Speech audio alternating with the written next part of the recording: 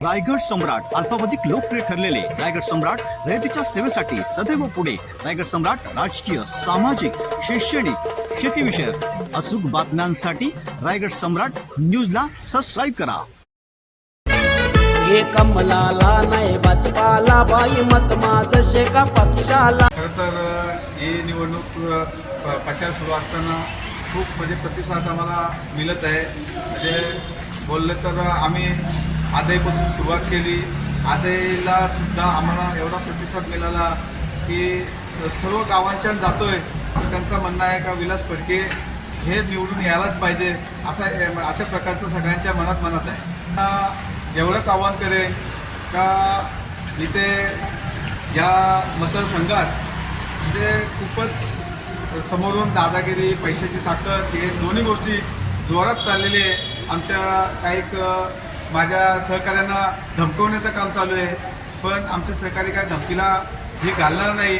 कारण त्यांना माहीतच आहे का आमच्या शेतकरी कामगार पक्षाचे किंवा माझे मित्रपक्ष हे महाविकास आघाडीमधली सर्व मंडळी जोरात कामाला लागलेले आहे.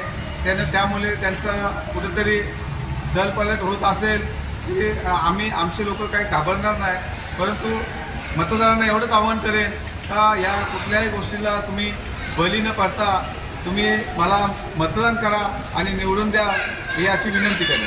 तर मी सगळ्यात मोठा प्रश्न मी आदईमधून सुरुवात केली असताना का तो पाण्याचा प्रश्न हा खूप मोठा आहे. पाणी आदईमध्ये सर्व काय आम्हाला नाही मिळालं तर चाललं, तो पाणी मिळालं पाहिजे. पाणी आपण त्यांना देण्याचं पूर्ण आश्वासन दिलेलं आहे का आपण निवडून आल्यानंतर तुम्हाला पहिला प्रथम आमचा कामाचा जो हे असेल तर पाणीच असेल असं आम्ही त्यांना आश्वासित केलेलं आहे. तर निवडणूक 5 तारखेला होती आणि आता 2 दिवस आम्हाला वाढून मिळालेले आहेत. 7 तारखेपर्यंत जातो, पण मधले 2 दिवस प्रचाराचे नव्हते. पण तरी ठीक आहे, 7 तारीखसुद्धा आम्हाला योग्य झालेली आहे. कारण आम्हाला निवडणूक थोडंसं आम्ही उशिरानं चालू झाल्या कारणाने 7 तारीख आमच्यासाठी खूप चांगली आहे. सर खूप प्रतिसाद आहे आणि आम्हाला तशी आम्हाला केव्हाची भर आम्ही कुठे आमच्या चिखला ग्रामपंचायत असेल किंवा आदई ग्रामपंचायत याच्यामध्ये आम्ही नक्कीच काढू. सगळ्या पत्रकारांना पण माहीत आहे, पोलिसांना पण माहीत आहे, इतर लोकांना पण माहीत आहे की आपल्याला जायचं नाही आहे.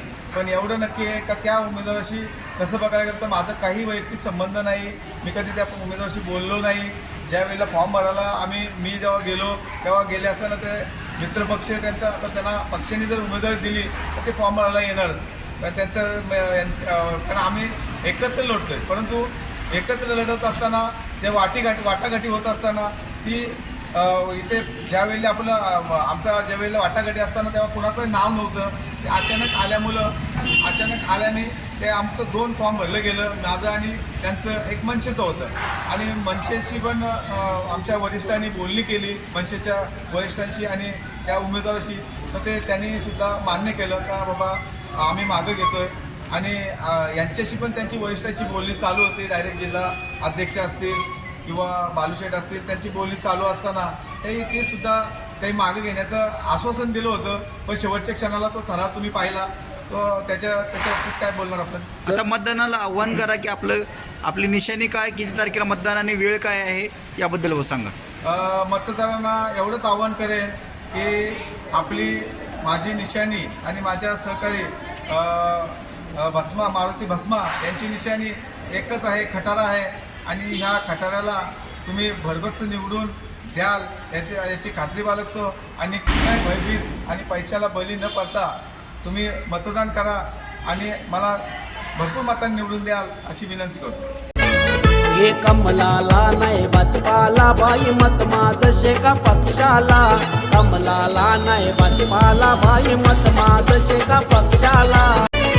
अरे दमदाटी आणि हुकुमशाही, लोकशाही तर राहिलीच नाही. दमदाटी आणि हुकुमशाही, लोकशाही तर राहिलीच नाही.